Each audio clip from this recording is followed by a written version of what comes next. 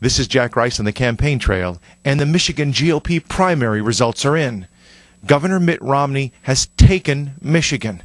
This makes everything on the GOP side about as clear as, well, mud, actually. We have Mike Huckabee winning in Iowa, we have John McCain winning in New Hampshire, and now we have Governor Mitt Romney winning in Michigan.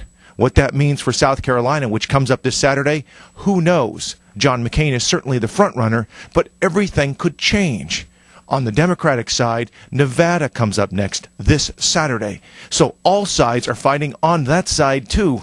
What this really means is this could come further down to the wire than anybody expected. John McCain was out 6 months ago. Now John McCain is ahead. On the other side of the aisle, Hillary Clinton was up by 10, maybe even 20 points. Now she has a slight lead, then she's even, then she's behind. Who knows? What we all really know is that this is truly a horse race on both sides of the political aisle.